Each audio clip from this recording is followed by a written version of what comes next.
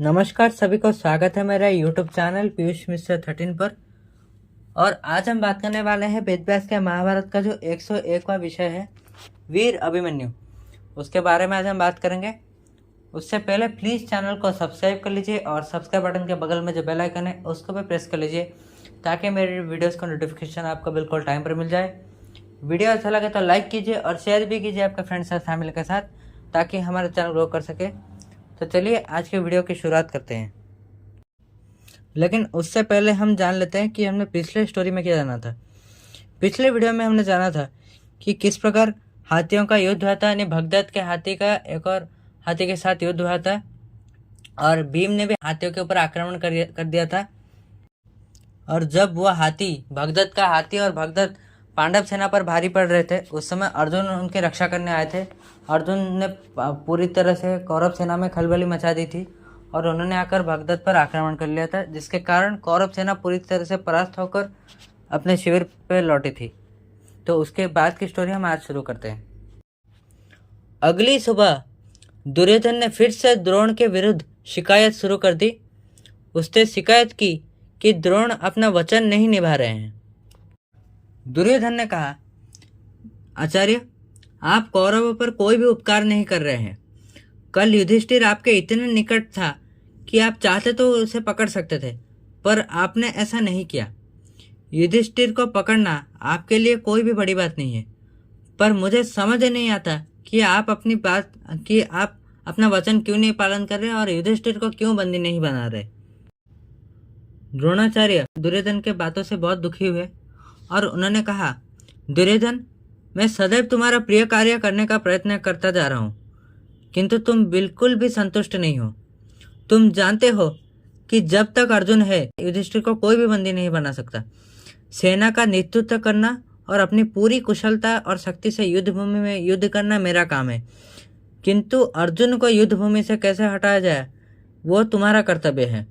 आज मैं ऐसा व्यूह बनाऊंगा कि कोई भी उसको तोड़कर नहीं निकाल पाएगा, किंतु अर्जुन को युद्ध भूमि से किसी अन्य स्थान पर ले जाना होगा। संसप्तकों के साथ अर्जुन का युद्ध अभी समाप्त नहीं हुआ था, इसलिए 13वें दिन उन्होंने अर्जुन को फिर से युद्ध के लिए ललकारा। क्षत्रिय धर्म का पालन करते हुए अर्जुन ने उनकी चुनौती स्वीकार की और युद्ध भूमि से दूर एक स्थान पर गए जहाँ संसप्तक एकत्र थे।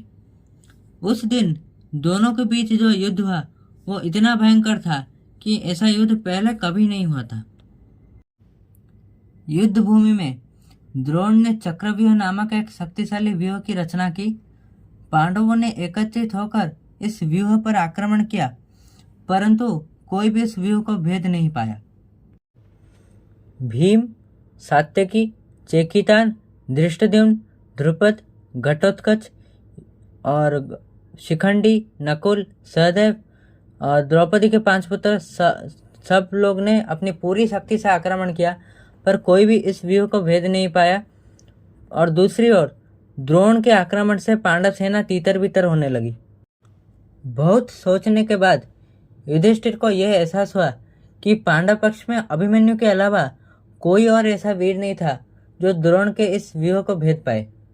हालांकि अभिमन्यु एक युवा योद्धा था, फिर भी इस युद्ध में उसने अपने बल, साहस और युद्ध कौशल से कृष्ण और अर्जुन समान उसने प्रसिद्धि प्राप्त कर ली थी।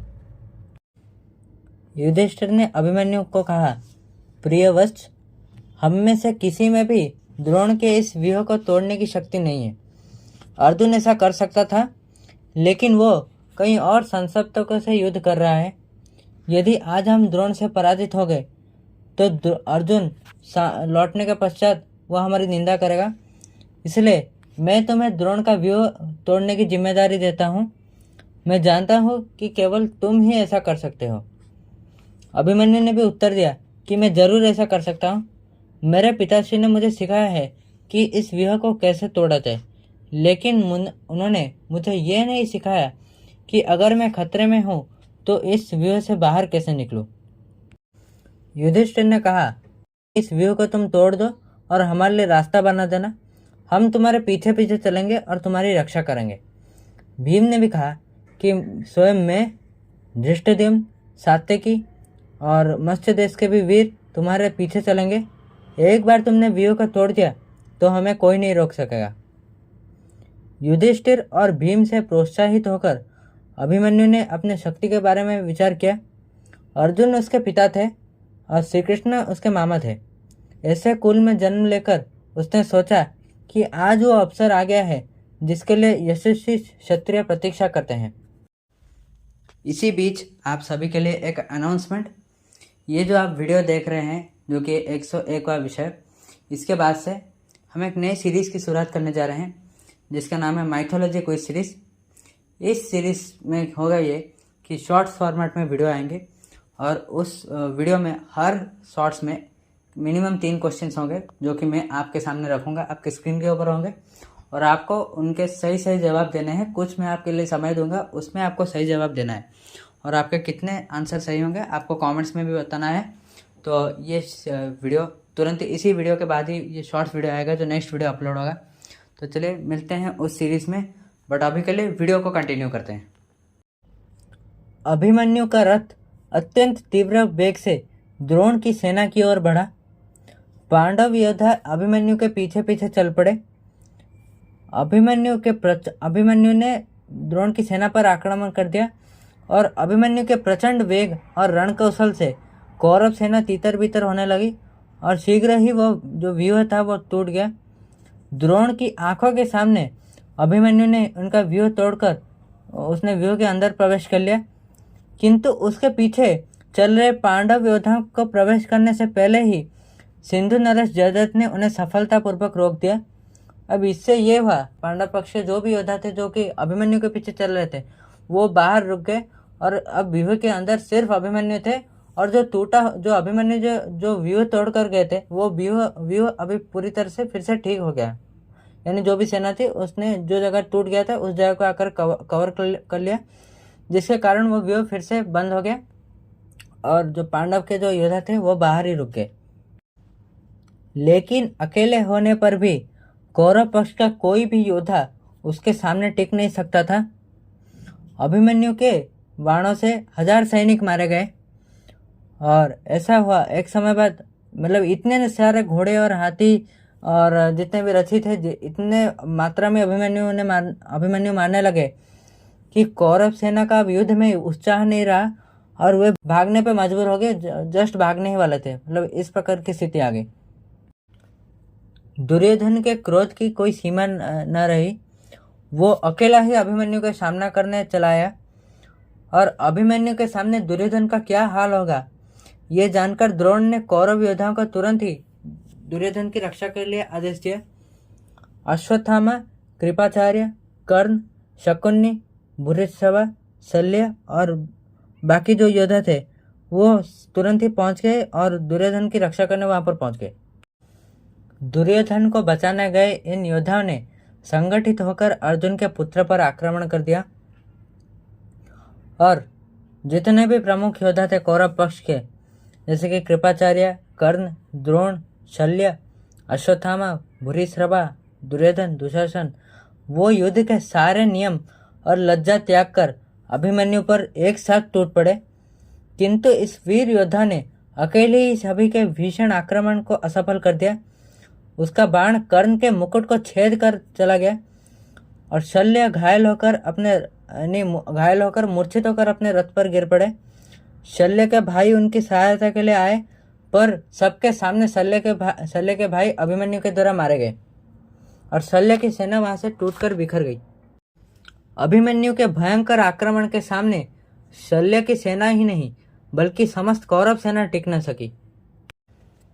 अभिमन्यु का सैन्य पराक्रम देखकर द्रोणाचार्य की आंखों से खुशी के आंसू बहने लगे। उन्होंने कृपाचार्य को कहा, मैंने इस युवा अभिमन्यु जैसा धनुर्धर आज तक नहीं देखा। अगर ये चाहे तो अकेले ही पूरी कौरव सेना को नाश कर दे। यह बात सुनकर दुर्योधन क्रोधित हो गया और दुर्योधन ने कहा, द्रोणाचार्य का अर्जुन पुत्र के प्रति पक्षपात होना स्वाभाविक है। वे अभिमन्यु को मारने की बजाय उसकी प्रशंसा कर रहे हैं। यदि अभिमन्यु चाहता तो क्या उनकी उपस्थिति में ऐसा युद्ध लड़ने का साहस कर पाता?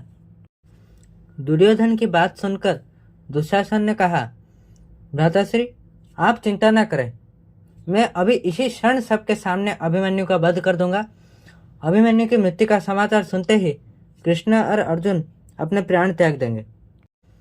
यह कहते हुए दुशासन ने बड़ी तेजी से अभिमन्यु पर आक्रमण किया और उसके सिर पर वार किया।